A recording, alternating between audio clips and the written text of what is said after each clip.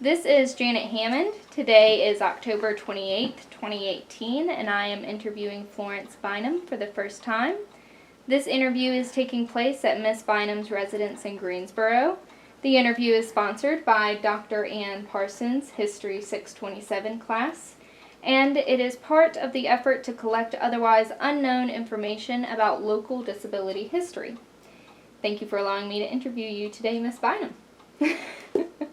All right, our first question is, whenever I spoke to you briefly on the phone, you mentioned that you're not from Greensboro. Could you tell me a bit about your upbringing? I'm from New Orleans, Louisiana. And what kind of upbringing? I mean, from the very beginning or what? Well, who were your parents, or what did they do? I had two brothers, mother and daddy, and two brothers. Yes, ma'am. And so I was the only girl. Daddy was in the lumber business. Mm-hmm. And this was, I was born in 1929, so I was a teenager. Well, I can't think now. But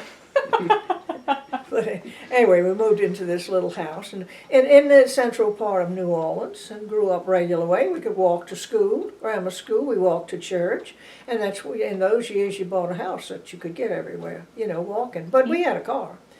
But anyway, we weren't poor, but we were poor folk. No, I mean medium-sized, right, folks. But very nice, very good. And then I never remembered going into nursing. I mean, thinking about nursing at first. I was going to be a school teacher. And that's when my mother thought that. But then I decided that it hit me one summer or so that I wanted to go into nursing. I volunteered at the hospital, at a local hospital, with young folks. Like here in Greensboro, they're called candy stripers, but we were called halves, something like that. Hospital aid volunteer service or something. But anyway, I volunteered, and then I read up or found out about all the hospitals, and I decided after high school I wanted to go to Charity Hospital, which is was the third largest hospital in the United States. Its Charity is now gone because of Katrina, the hurricane, and but it was associated with Tulane University and LSU, so it was an educational hospital, and I enjoyed it. It was rough, hard. The nurses, it's not like you go to UNCG to nursing. You run the hospital, the students ran it. Mm-hmm. And it was a charity hospital, charity patients. And it was in those years it was divided directly and evenly in half. One was the colored side and one was the white side. So we nursed them all. Everybody got the same treatment. And it was fun, but it was hard, and I enjoyed it. But it was a place that was exciting and such. So they said don't ever, I mean, the biggest part was to work in the emergency room on Saturday night. You got all the French quarters, all the folks from the French quarters, what you've heard about, would come. I mean, gunshot wounds, everything from the French quarters, and that was way back in the 40s. But it was interesting. But anyway, I'm getting on not right quick, but I graduated from Charity Hospital in January. And the reason I said about the hospital and the excitement of it was, there I was in New Orleans. I was a graduate, and of course I passed my state boards, and I was an RN. Well, it didn't sound like much fun to go and work at a little private hospital, after working at Charity with all the exciting things. We had our own TB department. We had our own communicable disease, and that's where I worked with the iron lung. So I had worked with it before I got here. And we had, of course, OB and GYN, our own psychiatric unit. We had everything right there. And to go to a little private hospital that, we had Baptist and two-row and all different kinds. But I just wanted something more exciting. and I was about 20 years old. So I wanted to, one of the friends, I don't remember who it was, had told me about the Red Cross. And then if you'd sign up. But there were restrictions. I came across a little thing that there were requirements to be a Red Cross nurse. Of course, you had to come from an accredited school of nursing. And in those years, it was 3 years, of course. And you had to, they checked back on your background and all those things like that.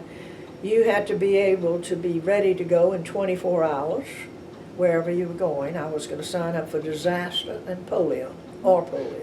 I was planning for disaster because I was going to save the world. Now, before you two go too far, Oh, yeah. Okay. You mentioned halves. How did you get interested and hear about this program? This was at one of the smaller hospitals at Hotel Du, I believe it was. Just by word of mouth, I guess, and in high school or either by folks. We would have visitors. Of course, our classes and everything was small. I went to an all-girl high school at Sophie B. Wright, and so the fun of that high school was when the boys from their high school came over and visited us, and then we all got excited about the boys coming, and I guess they did the same for us. But anyway, it was. I imagine someone came and spoke to us about volunteering or whatever. I think I had to be a senior in high school or so, and that summer I was, and so I volunteered. So and we were like did the same things they do here: get water and ice and water for the patients, and go help or whatever folks do. But that's about all. I don't remember if we emptied bedpans, and we may have at that time, no telling. But I got a little bit thrown at, a little bit of history. And when the ambulance would drive by, you'd hear this loud ambulance, and the sisters, in New Orleans, most folks were Catholic, so we had a lot of sisters. And Charity was sister run by the Sisters of Charity, although it was a state institution. So, but those nuns were strict, really. And they could be rough on you too. You don't think it, but if you make a mistake, they really had you. But anyway, well, I ran into little things. Well, but anyways, it was most probably told us in high school, and then I got up on it. And you see, we in New Orleans, you have the streetcar, and we lived right off we called it the Belt. And it went around Carrollton Avenue to St. Charles Avenue, down around to Canal Street, and around again. And I lived right off of Carrollton Avenue. So you get off the bus, on the streetcar, and they come every now and then, 7 cents a ride. So, and I had to take the streetcar to my high school, Sophie B. Wright, and so then every day. And so I was used to, so wherever I was going, and it usually gets you to like a hospital or something. Or you get a transfer, and you transfer it on the bus. So I could get there. I was young. And how old are you when you graduate from high school? Whatever. But I was young, and so I had to have a way to go, So yes, I volunteered, and I enjoyed it. And that's really what made me start thinking of nursing. I may have thought about it before, but it was when I was growing up. My mother just kept saying Florence is going to be a school teacher because I was named after a school teacher, Florence, her friend. So then, what did you enjoy about volunteering at HABS that made you want to be a nurse then? By now you're getting back to where I don't remember. Well, I just remember, I was proud of the fact that I was helping someone, and I've always enjoyed the patients, the people, talking with them, but being able to help. And of course we had a uniform, and we had a little badge on it that said I was a HAB, and so I put my 2 children through the Candy Striper, and Harry, my son, was a pilot or something else at Cone Hospital. They both went through volunteered at the programs there. So then, how was your education at Charity Hospital? Did you apply, or how did you move from being a HABS to then getting into Oh, the nursing? halves had nothing to do with my going to charity. I mean, to the hospital. That was sheer volunteer. Right. It made me think about nursing. Right. So then you were volunteering, you think I want to be a nurse. And so then how did you get into training? How did you become a student? Well, I had to go in and apply when there was going to be a class, and then they gave you a list of things that you had to do to prepare yourself or be ready, and they interviewed me, and of course they checked my school record, high school, and the list of one of the main thing that heads out with me. They gave me a list of what I'd have to have, like white stockings, and it was like white because these were the nuns, the sisters of charity, white cotton stockings. Well, anything they had on that list, my parents were very well. They were strict, but they were, it's on the list. You do it that way.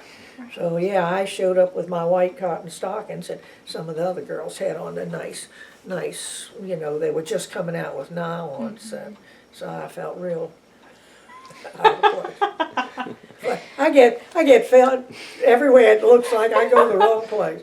But no, excuse me. That's the way it just went from deciding what I was going to do, and then I was excited. I was accepted.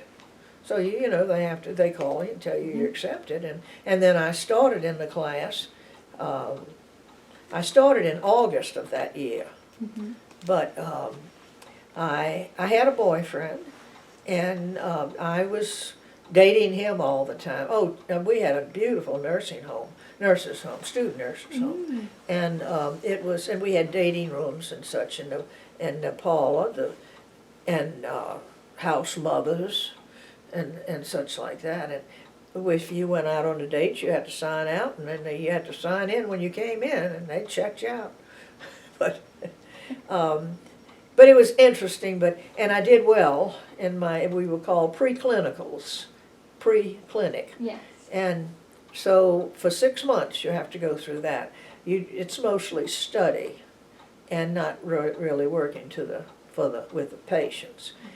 But then in 6 months' time, that's when we were capped, and we got our original cap then. I mean, our charity hospital cap. The PC cap was just a little thing we wore. And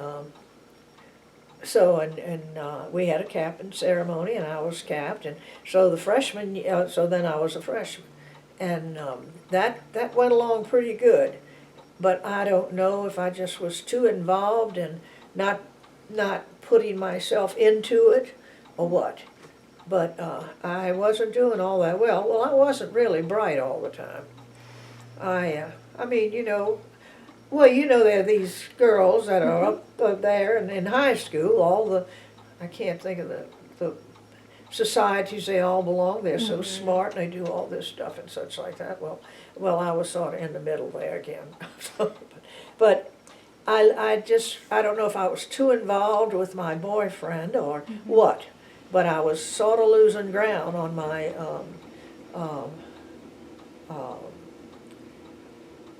theory. Or the studies. I was doing well. I could always do well in my nursing part, the physical part of nursing, but I wasn't doing too hot on the others. And so then I was dating someone else too, and we went. I went to the house in New Orleans. I'd go home when I had a day off or something like that, of course, and be with Mother and Daddy, and I had another date, and we were going to go skating, not ice skating, roller skating, and which that was popular at that time, and we did. And my boyfriend, he was a different one, but he said, "Miss Collins, my mother, if anything happens, right on to Charity Hospital. I'll take her." And he called my mother later that night and said, "Miss Collins, I've got Florence in the emergency room at Charity Hospital." I had dislocated my arm. And it just stupid. We were skating, had a good time all night. And then I decided that I was going to try. I saw the others skating backwards. I figured I'd try to skate backwards too, but I didn't quite do it. So the nuns, the sisters, called me into their office, and said to me, you know, your grades aren't looking that well. And said you won't be able to nurse. Well, as soon as I was capped, then I was put out on the floors. And you started out in medical units and surgical units and the regular kind until you didn't go into psychiatry or TB or anything like that till you were senior. But so the sister said, you know, I think it would be a good time for you to take off. You can't work I had a cast on, and you think about it. And I was the first one, so they tell me, that was allowed to come back, because they put them out fast. Those nuns were strict. You had to toe the line. And so I was upset about it, but I knew I couldn't have worked with the cast on my own. And so I accepted it. And then when I went back, then I did very well. You know, it shows you that the kids have to buckle down. Right. No, I shouldn't have admitted that. I should have just said how wonderful I was. No, that gives me great insight. Thank you. And then it just hit me home. When I went in, I was the youngest one in the class, and yes, I was still 16 when I went in. You're supposed to be 17, but I made 17 in September the next month. That's why they allowed me to go in. However, I was the youngest one. And so a lot of times that shows up. Mm-hmm. Yes, ma'am. So you were about 16. And then what does capped mean exactly? That's not graduation, correct? What does what mean? You said a capping ceremony. Well, we received our Charity Hospital nurses cap. Which indicates that you can, what? Well, that I'm a Charity Hospital nurse. So then you could... I'm working, I can work. You could work on the floor then? Yeah. Well, we weren't, I think it's preclinical, I'm trying to think. We worked on the floor to get used to it. I mean, I guess, or helping other nurses, sort of like a nurse's aide, I think is what we did, you know, with the preclinical. Right. But then when we got our cap, well, then we were considered a nurse. Mm-hmm. Then. We weren't an RN, but we were a nursing student nurse. Gotcha. And we got the student nurse uniform, which everyone wore till you were finished. It was a 3-year course. But that was the cap. Our cap was very important to us. And people would call them hats, and no, it was not a hat. You didn't wear the cap on the street, and so if you'd see someone, you know, they were putting on or something, you carried it with you to go back and forth if you had to. And just like when you received your pin at graduation, well, that was very important to you. And of course, you had to take the state boards, and then you waited. And when you received your letter from the state boards, my mother received it. I was working at the time, and she called me right quick. She didn't open it, but at the end of it, it had Florence Collins of RN. And so she knew I'd passed.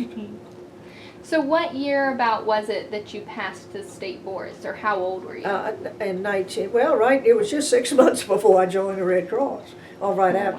I was 3 years, so it took me 3.5 years to get through training, see. Okay. So I had to tell you the truth while I was, does that taste all right? Well, this is going to be a crazy one. No, it's not. You can edit to that. Yes, ma'am. Okay. Who edits, you or him? I do. You do. She does, yeah. Yes, ma'am. Now, what was the question? So we were speaking about when you graduated, or when you were certified after the state boards. So it was about 3.5 years. So you started when you were 16 in the program. 3.5 years later. Well, see, you'd say 17 because it was the next month I was 17. Oh, right. Okay. 17. So then you'd be 20 about whenever you graduated. Yeah, and then 6 months later, you signed up with the Red Cross. Well, no, and I signed up, it must have been within 2 or 3 months because I was up here in August. Oh. So that I was up here in 6 months' time. Okay. I And understand. so as I said, I was coming out of charity. Oh, I stayed there. I worked there a little while because the nuns called me in, and when I finished, and they asked me would I run a surgical unit there. And I like surgery, or surgery patients. Not, I enjoyed working in operating room, all right, but I didn't. I wanted to be with people, not people out. But so I stayed there. I told them, well, yes, I'd run the unit and I'd worked there for a while. And then when I went to join with the Red Cross, they told me I would have to resign my job and be ready to go to leave when they called within 24 hours. So I went back. I went to the back to the sisters, and I told them that I had to resign, give my 2 weeks notice, so I would be ready. Oh, the sisters said, "Oh, that's all right. That's all right. They're not going to call you. That's all right. We need help. Please, just stay on your job." I said, "Well, I want you to know I'm giving you the notice. And I want you to know it took about, I guess it was about a month that I had signed up. That's this way. You got to remember, I'm 89 years old. It's just all I have coming. Anyway, to think back, but so I think it took about a month. Again, I guess the Red Cross was checking me out again, and one thing and the next, and so they finally called. No, I would check with them, or more or less what period of time, and they told me they would plan on me that I would be available in such and such a time. So I more or less knew, but then again, you don't know that when an emergency's going to pop up, So let me put this down. Okay. Well, and I know that you mentioned that your However, mother... wait a minute. I wanted to tell you that. Oh, tell me. So I went in to see the good nun. Yes, ma'am. And boy, you think the Catholic nuns are so nice. She was mad as all that. Boy, she really fussed at me. How could you? You said that. I said in here that I gave you my 2 weeks notice, but she was mad as sin. So anyway, I just had to get that in. Well, I'm glad you made it out And unscathed. so and now they called and just said I was needed in Greensboro, North Carolina for polio. So I missed disaster. And my daddy got out a map, and after living in New Orleans, and Greensboro, a little hick town in '50. I mean, it's grown since then, but Daddy got out the map and said, "You see that little tiny dot there? That's Greensboro." That's where I was coming. So you've mentioned now your father and your mother and how they helped you get set up for coming here to Greensboro, and your mother was so excited about you hearing back from the boards. Would you say that your family was very supportive of your academic endeavors? Yes, until the polio came up. Why do you think that they weren't Well, supportive? because they were scared. Well, the mother figured that I'd go home in an iron lung. Oh, she just felt that way. People were really afraid of polio. Fear was, especially in Greensboro, the fear was awful. It started with kids, but anyone could get it. And in nursing, you're dealing with secretions of all sorts, and even inhaling. And I mean, there was no way, But that's what good nurses training prepares you for, not to catch the germs, So. Right. But they were a little scared. I had never flown before. The Red Cross paid for the ticket, and we were paying. Nurses in the hospital. Nurses were making $200 a month. That just sounds pitiful. $200 a month, and they paid us, the Red Cross, $250. So they paid you. They flew you there, but if you didn't, you had to stay 2 months. If you didn't stay the whole 2 months, you had to pay your own way back home. And so it was exciting, and well, the biggest thing is that's where I met my husband. And at that building that's standing up there, and I think that's it. I'll show you a picture of it. What was your first experience with an iron lung? I think you mentioned that it was before you came to Greensboro that you had seen an iron lung. Is that? I don't remember. Yes, I had seen it, but I don't remember working with. I remembered working or being taught to work with it, but it was somewhere in the tuberculosis part of Charity Hospital. We had a tuberculosis hospital on the end of. I mean, that went in with it. As I said, LSU, University of Louisiana State University, and Tulane University. Their medical students worked there. And then we had first year residents and second year residents and third year. Then we had visiting residents. We had 1,001 babies in 1 month's time. 1 month. And they were, these were country folks, the women who had had 5 and 6 and 10 babies. And they'd say, oops, nursey, there it is. And some of them.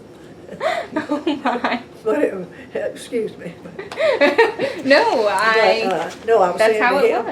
was. Oh. But no, it's interesting. But no, when I said the different schools, when the patients came in, they were assigned to Tulane or LSU or something. So when you knew the baby was coming, you just yelled Tulane, and then the Tulane interns would come. Or then the medical school students would come too.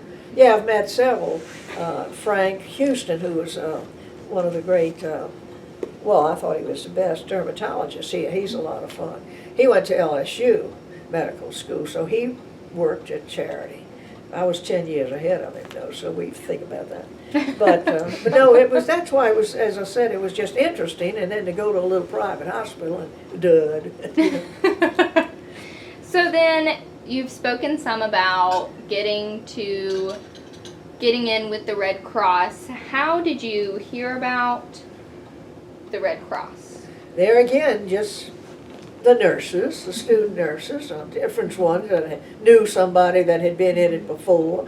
A lot of the nurses, this was in 1949, and the war had just ended in 1945. And so what the nurses were a lot of doing after Charity were going in, they were commissioned into the Army or Navy or something. You got a commission as an RN. And so a lot of them went into service. But then the war was over, so we didn't have any, I mean, there was no use going into service. I hadn't planned on that anyway. But the polio was just exciting, and it was just the nurses. We were graduating, and people were deciding what to do, and that's when they just came up with the sign up with the Red Cross. So you fly on your first time ever, for the first time ever, to Greensboro. You step off the plane, and then what happens? How do you get to Greensboro Polio Hospital? It took 9 hours to get from New Orleans to Greensboro. I went up and down and up and down 5 times. We ended up in Winston-Salem, and I could swear they had rubber bands on the propellers, and they were out there starting them up, this little dinky plane. And then we got, I was told at the Red Cross, we had badges that war. I was told to show my badge to whoever met me at the plane. And it was, as I said, I had never flown before, so that was interesting, but I didn't know it took so long. I got in late at night, and this lady who was head of the Red Cross here in Greensboro, Lake Allen, she was very nice. And now she would be one that would go down in history because she was president of the Red Cross at the time, or the head of the Red Cross, whatever you call it, Lake Allen, and well known in Greensboro. But she met me at the plane.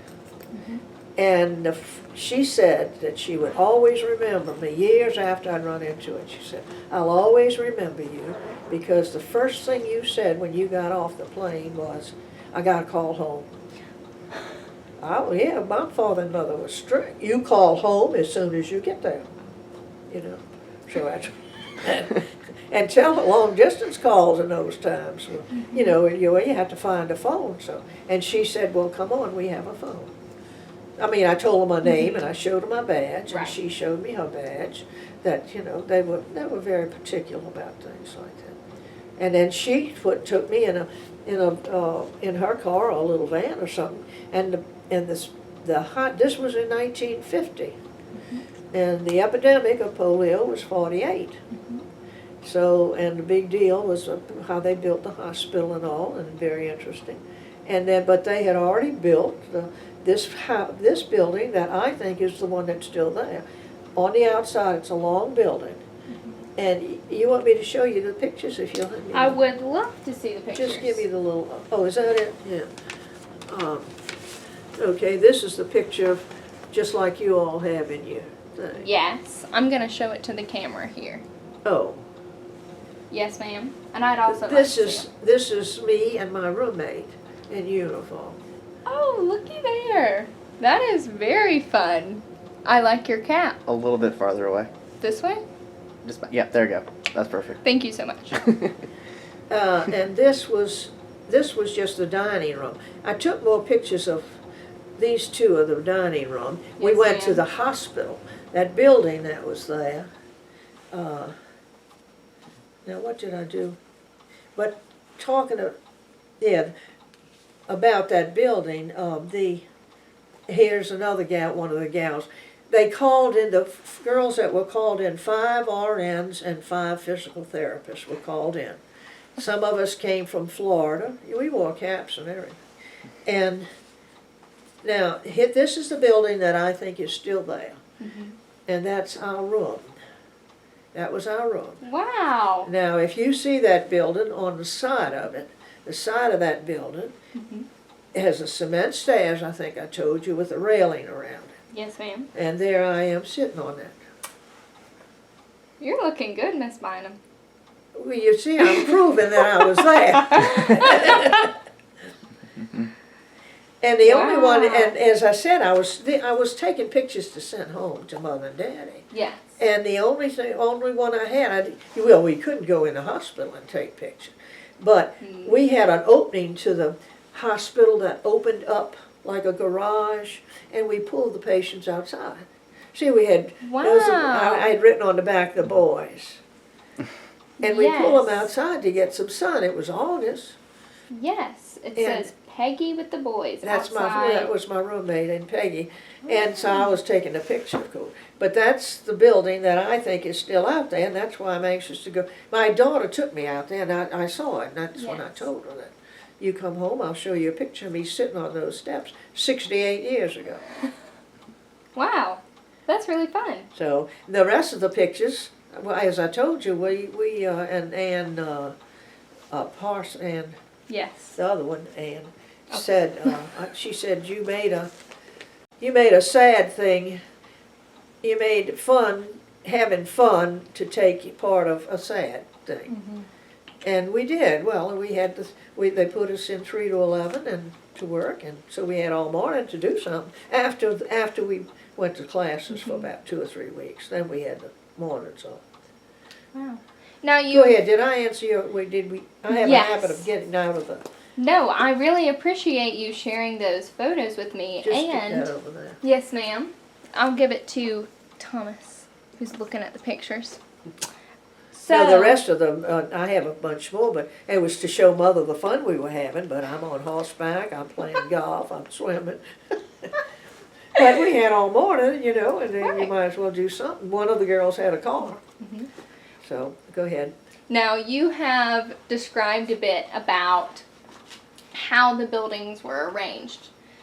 Only one building is still standing, but there were several. Could you explain to me how the buildings were laid out? Like as you walked up from the street, what would you first see? This we never did. I never did see. I had one picture with a flag on it or something, but I don't remember. With that picture of Peggy and I together, it looks like I'm standing on the side of the building, and that's what's sort of blurry to me. Because when my daughter just took me out to show it, to see if I could drive out there, and that's when I realized I couldn't. But to see that long building, and that I remember that it was long, and when I looked at it, the way you've been out there. I have not. Oh, Well, it looks weird now. I mean, there's something else on Havel. It looks funny. I mean, it looks sort of sad. And then there's a building over there that some fellas, I mean, they're all nonprofit businesses, I think, there. But I heard, I was talking about this, and someone said that they put the students that were,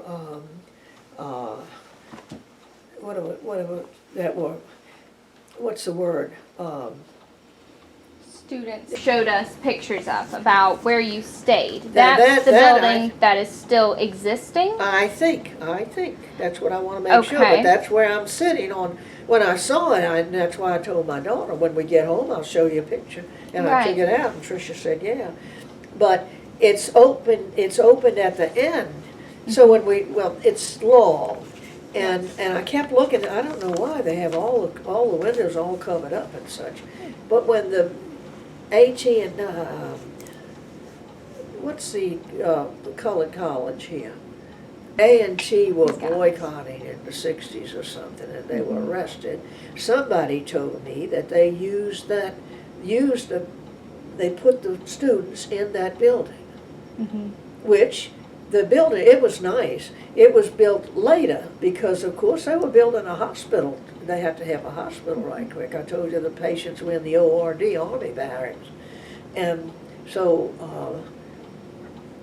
that the hospital was built first, so I don't know when, but that building, I think, is the one that's still standing. Because everybody in Greensboro said, oh, the polio hospital's torn down. And that's what I believe, too. And I told Ann that.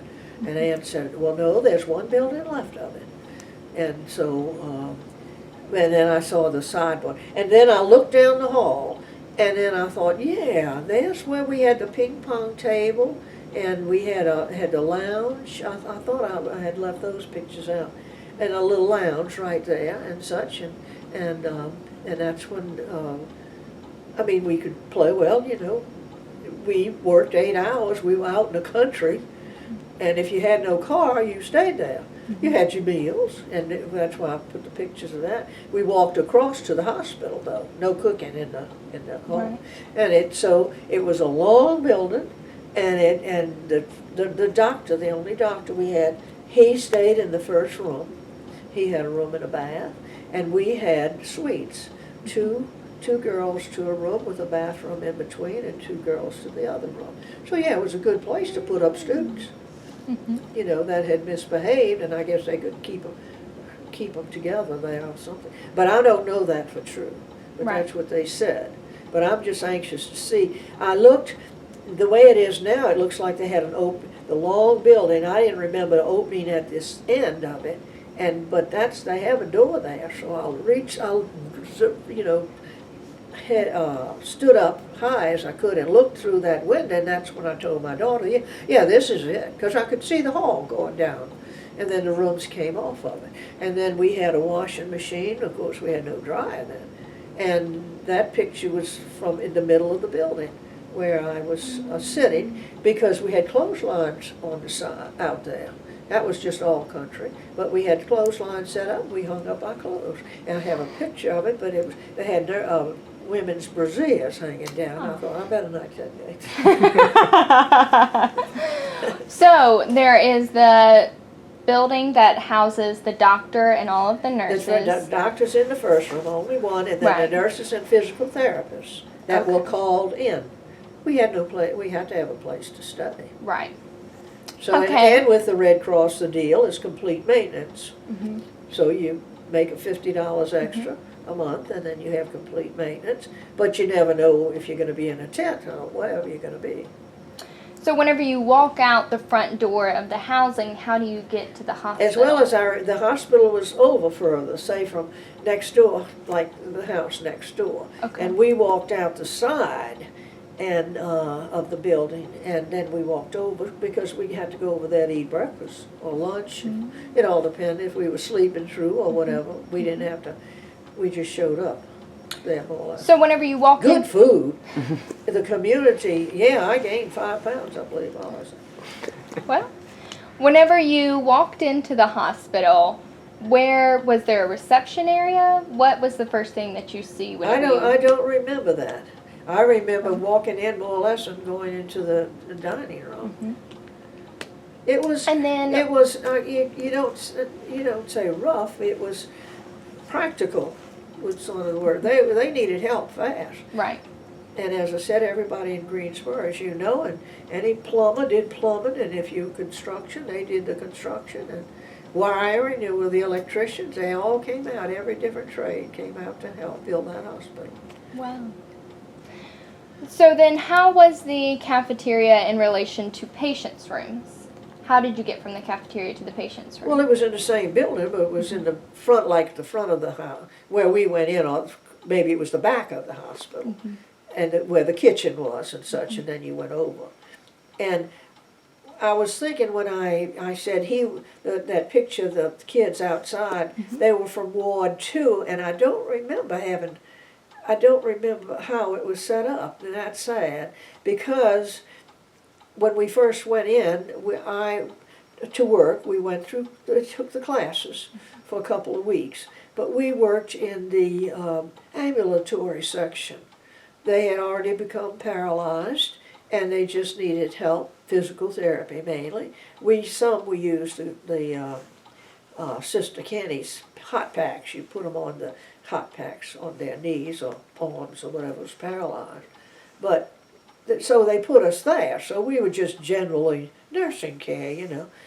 They give them their baths, get them up, the physical therapist exercise them, and give them medications for pain and whatever else they needed, and take care of them. But then in the second month after I'd been there, I don't know where the other ones went, but I went into the intensive care unit, and as I said, when they had to, the other girls had to have training. Well, I had to be refreshed on the iron lung, and that in the intensive care unit. However, I think I remember the iron lung more or less in an area that wasn't in the intensive care. We didn't call it that because she had to have more room.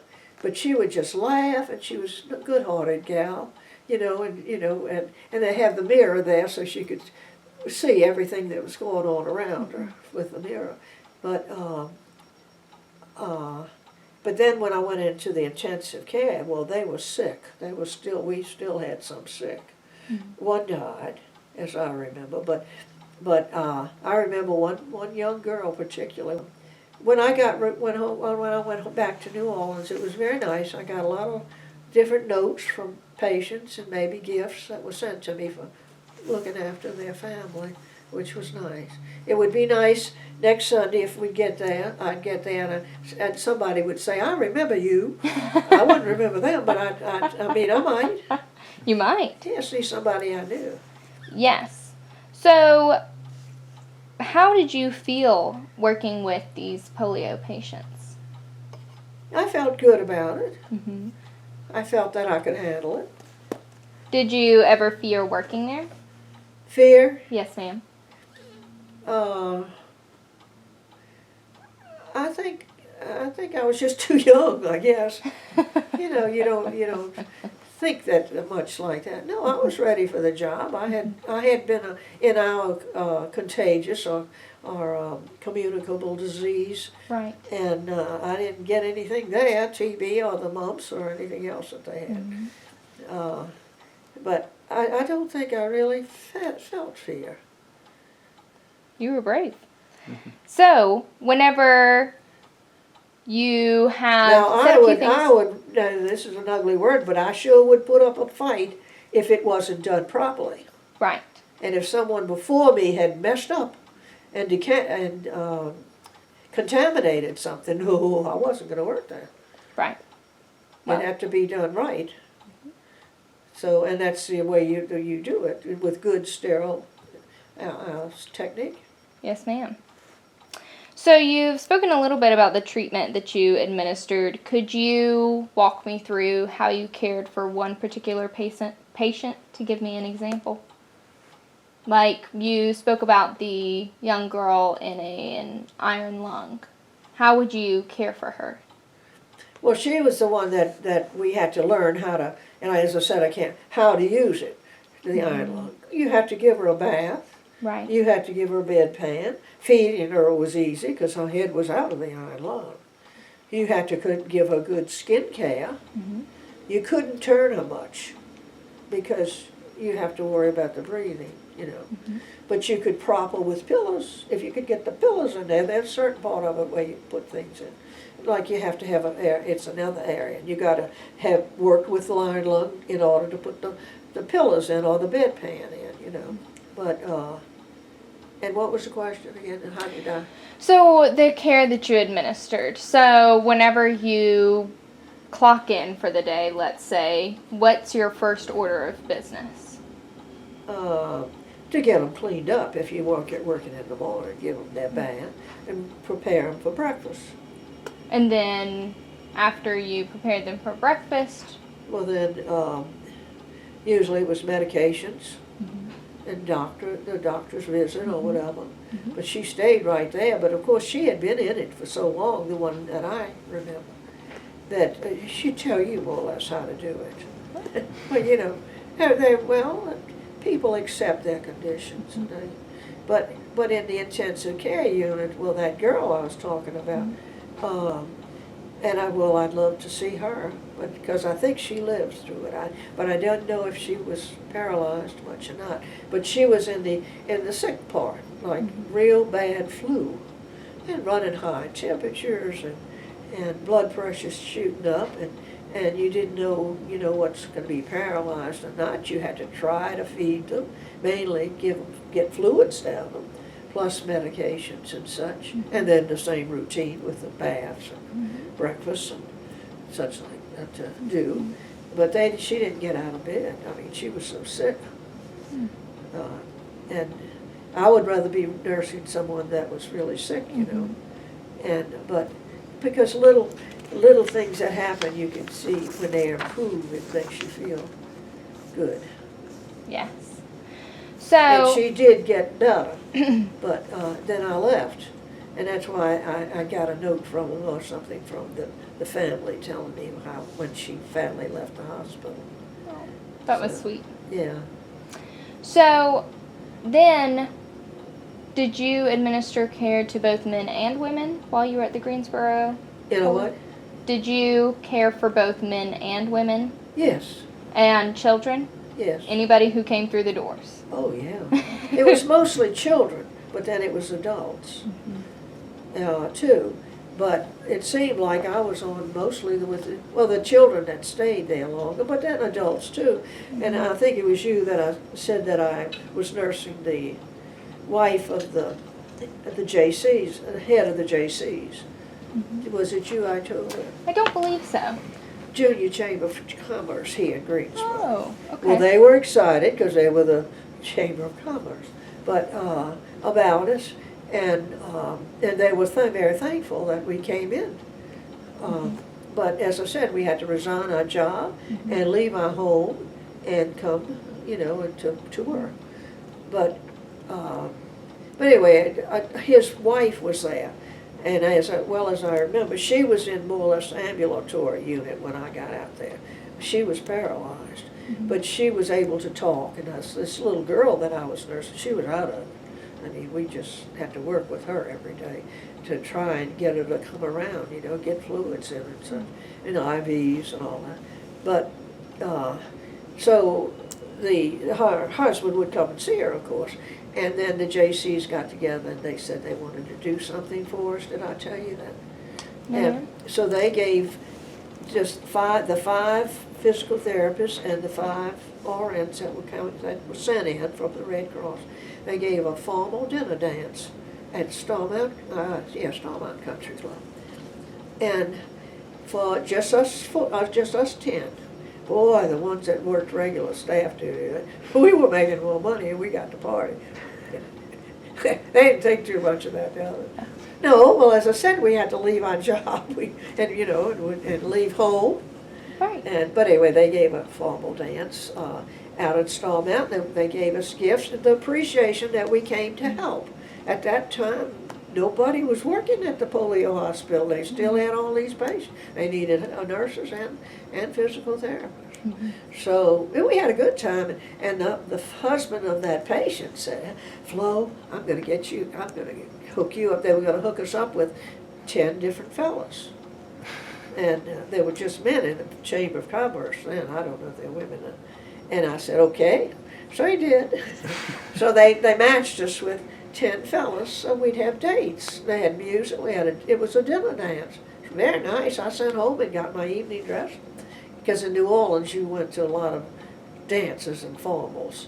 So many schools, around, and they all was having formals. And, well, just anywhere you went, you danced.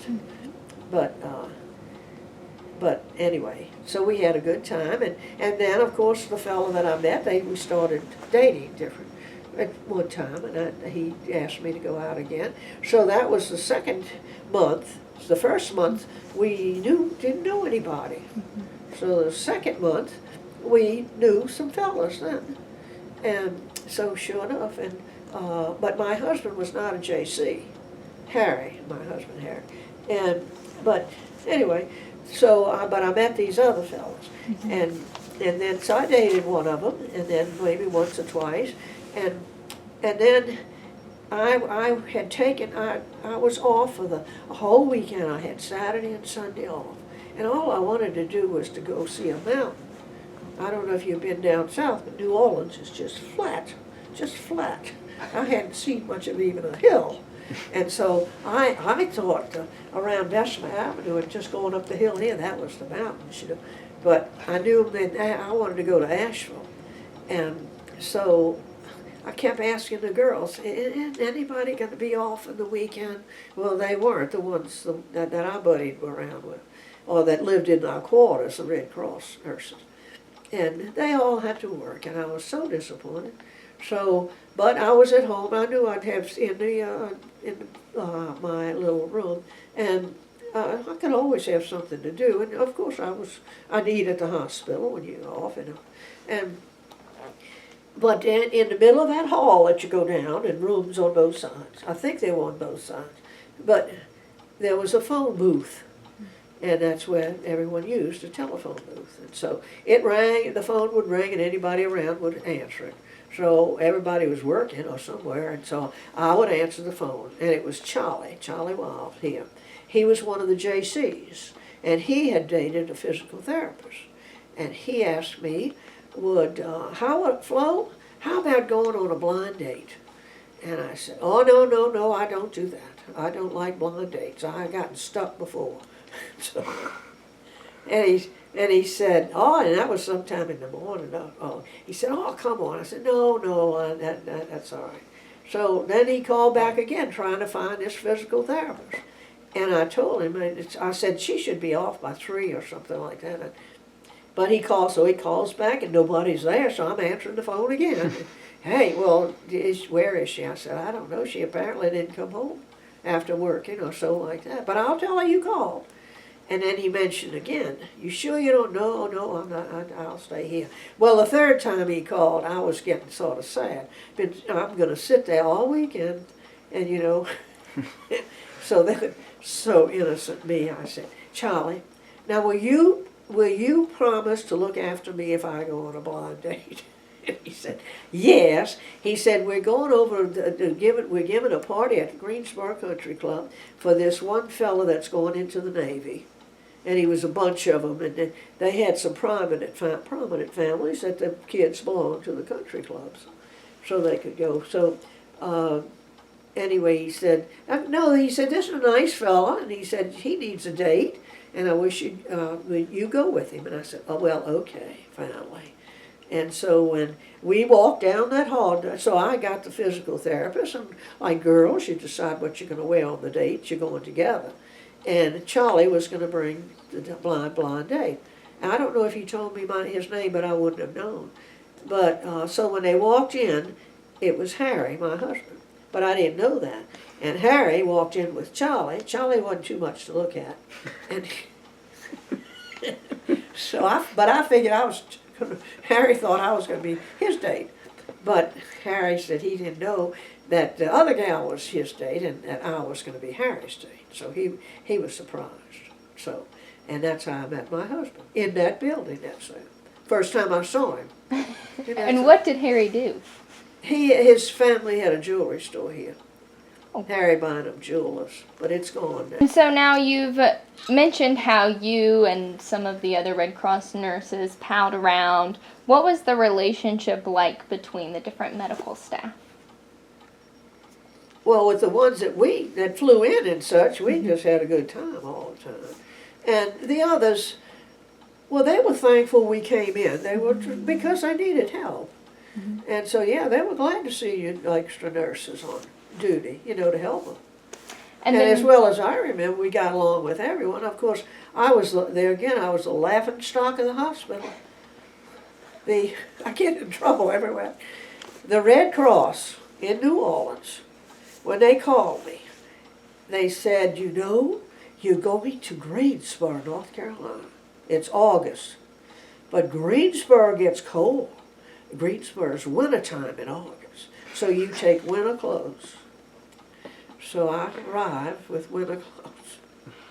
And it went around the hospital. Where is that, I guess they said stupid nurse, I don't know. Where is that nurse that came in thinking that it's cold when everybody's sweating? They had no air conditioning. Everybody's sweating. Belk's was up at the corner of Elm Street, and then we had a S&W or something, S&W instead of K&W down there, and that's about the only thing that was on Elm Street. I had to run up there and buy a skirt and blouse. And yeah, it went around the hospital, and everybody wanted to meet me because I thought it was winter in August. now what about you said there's only one doctor, Yes. and then there were physical therapists. But now, there was only one doctor that lived there on staff. Excuse me. But the families from here had their own doctor.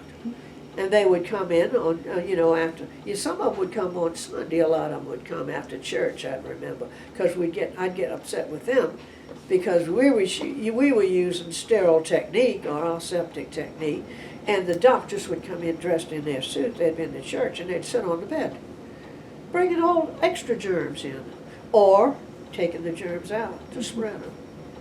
But you couldn't tell the doctors anything. So, what was the relationship like between the nurses and the doctors then? Well, in those years, doctors were more or less on a pedestal. The nurses at Beacon Place Hospice laugh at me when I said, when a doctor came in, if you were sitting in the nurse's station, charting or something, the doctor came in, you stood up. You had to, honor him or something like that. Well, they all laughed at me. Oh boy, I wouldn't stand up, but I said, no, that was the rule. And charity, oh boy, yes, you did.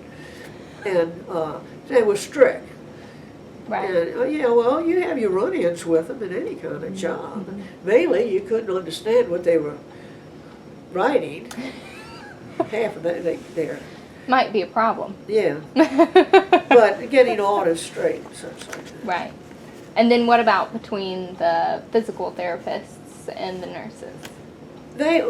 We always got along, but then they had their things to do, and they didn't want to be interfered with.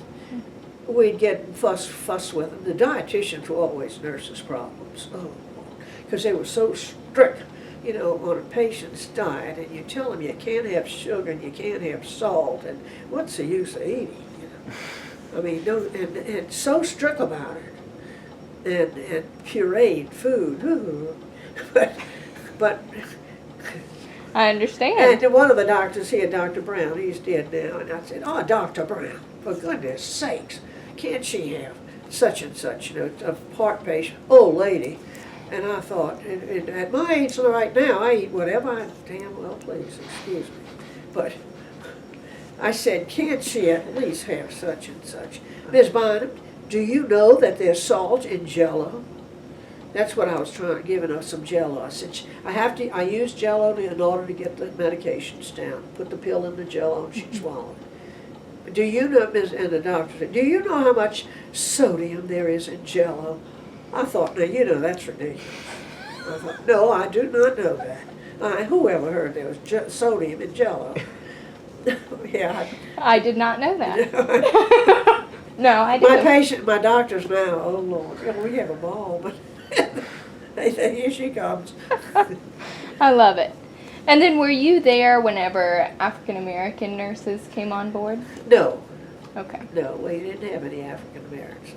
So, What about your... In fact, I worked at Charity with one of the first female doctors that I had worked with. Wow, that was really interesting. What was that like? Oh, she was very nice gal. And we accepted her, but still, well, she was an intern then, so we could still feel like we were a little above the intern. So we could tell them, help them, that's the word. Help them. Was she accepted, this first female doctor that you... Yes, at Charity. All right, so with the Greensboro Polio Hospital, you mentioned it a little bit in passing, but could you describe what the public perception was of the polio patients? Well, I don't understand the public. Right, so somebody... They were just thankful. So thankful that, well, first of all, that we had a place to go. They were scared. Is this the polio patients or... The polio patients. Is that... Well, what about, like, people in the community in Greensboro? They didn't have polio, but they knew lots of people who did, or they didn't know anybody who had polio. What would they think about? We were never mixed with them Okay. much, but as I said, we went around and entertained ourselves, except for the formal dinner dance. And we got to meet the fellas. Well, there you go. And then, what were your feelings about the emergence of the polio vaccine? Well, I was happy for the vaccine. Yes, and some people thought that it was a bit controversial, the first vaccine that came out in the mid-1950s. Well, you had to get a shot to get it. Right. And but then some thought it was controversial when we took it on a sugar lump of sugar. Oh. I worked with the Red Cross when we were giving out the shots and the sugar. I had already married and I was living in Greensboro. Wow. So you administered the polio vaccine? Yeah, later years. It didn't come out right then. Right. Not at the Greensboro Polio Hospital. Is there anything that I have not covered that you would like to touch on? No, I think I've talked enough. No, I'm trying to think what offhand. I can't remember everything, but it's been, well, I was sitting on those steps 68 years ago, so I hope you remember what's going on in 68. And then, well, we were moving into a consumerist era. Oh. About the, washing machines, and you already mentioned washing machines, actually. Yeah. So you've touched on all kinds of no air things. conditioning. I know. And no, at that time, no TV. That's why we had to entertain ourselves. They didn't have any TV. Right. You can sit around and read a book just so long. We were away from home. And, I got lonesome after I was put on the ward, and I guess I was working 311. And as I said, I had more or less broken up with my boyfriend back home because he wasn't going to put up with his girlfriend leaving town just on a whim or something. He thought that was very bad. And I thought, well, the heck with you. We were dating. Because he was in engineering or something in college, and because of me, he went into medicine.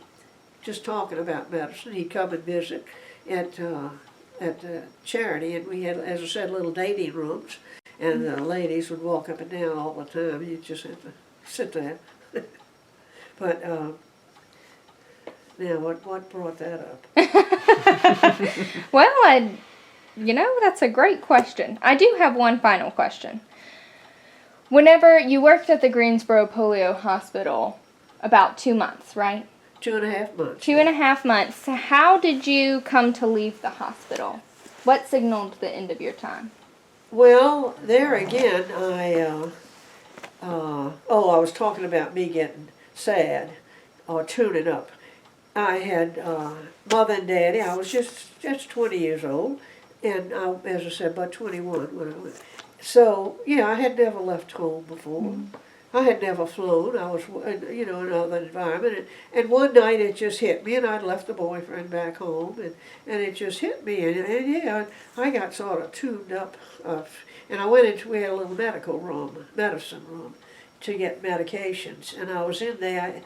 I think I was fixing it or cleaning it up or straightening it up or something, and I don't know what I was thinking about, but I just sort of cried, and the young doctor walked the only one doctor that stayed on the ground. He walked in on me, and he said, "What's going on?" I said, "Oh." I tried to straighten up, And he said, "Are you homesick?" And I said, "Well, I don't know. I guess that's it."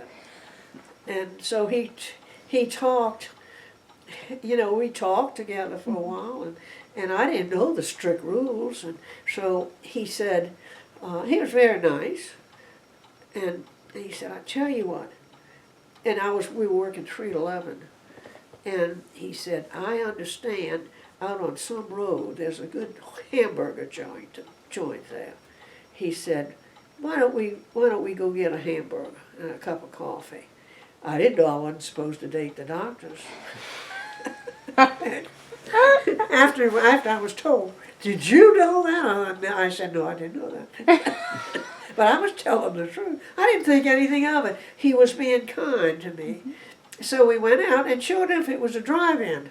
And we sat there, and so we got a hamburger and drank coffee, and we just talked. I told him about leaving home, and so he helped me a whole lot.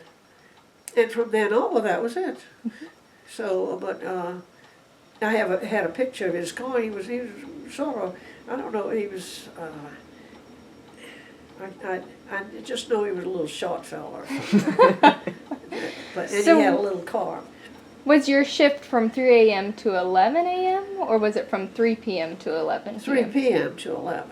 Mm-hmm. 7 to 3, and 3 to 11, and then 11 to 7. I never worked the night shift at polio. I've done it before, but since I left the polio hospital, since I got back to Greensboro, when I went back to New Orleans, my first deal was to join the New Orleans Nurses Registry, and I'd do private duty, because I had met Harry, and he was going to come down and meet my folks in New Orleans, and I was going to come back through Greensboro to go. My roommate was going to Children's Hospital for postgraduate in pediatrics for the children. And I had never been to Washington, so it was a good chance to get to see Washington, D.C. And then Harry tells me, "Get your ticket." We had the Southerner then, the train. "Get your ticket to Greensboro, and I'll drive you to Washington," which he did. And so it gave me more time. And then when I left Washington, I got on this little train to come back to Greensboro, because that's where my ticket was.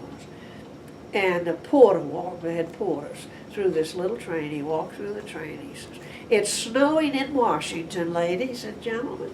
Oh, I started, "Stop the train." I had never seen snow. 20 years old. No, we didn't have snow in New Orleans. And I thought, just stop the train. But in the meantime, everything had to be proper. His mother had to write to my mother and ask if I could, it was the weekend of Thanksgiving, if I could spend the weekend for Thanksgiving with them. And my mother said, okay. So when I got back to Greensboro, that I spent the weekend, and then it snowed, and oh, how romantic. I was conned. Oh. No, but it was very nice. So I got to see a big snow, man, it was. And I stayed with the Bynums. Mm-hmm. They had a big bedroom downstairs, and they had where my mother-in-law and father-in-law slept. And so my mother-in-law put him up, and he went up and lived with the boys, stayed with the boys upstairs. There were 3 brothers, and I stayed with her. So everything had to be proper and nice. So that was a nice arrangement. Yes.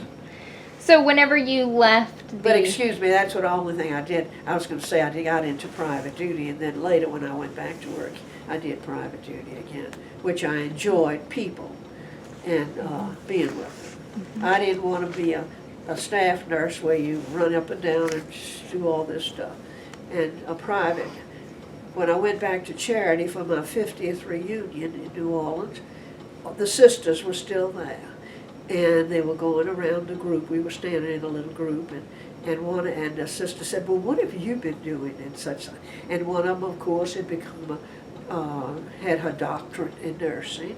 Another one was in charge, of course, of the intensive care unit. Another one, all these big jobs. And then it gets to me, and I said, "I'm in private duty," and you hear this, "Ugh." No one.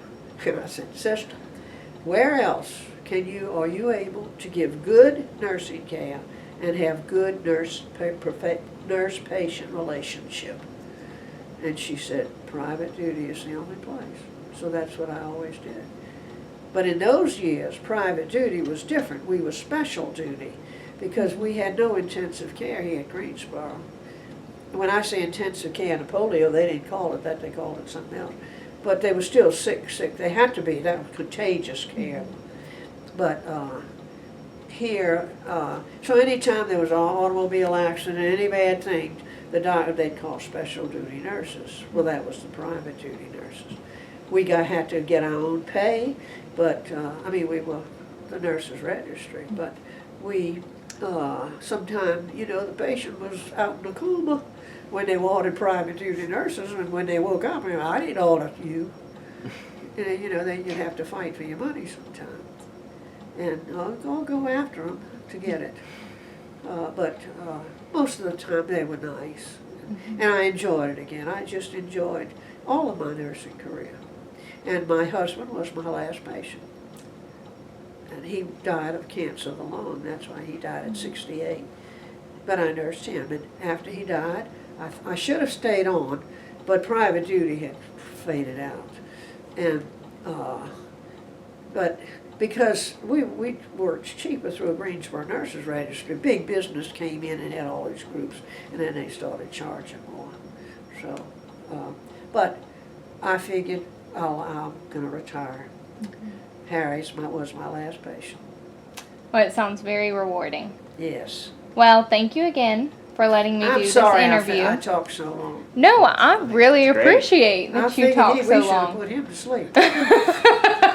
Well, I never was even close to sleeping. Thank you very much. I was very interested.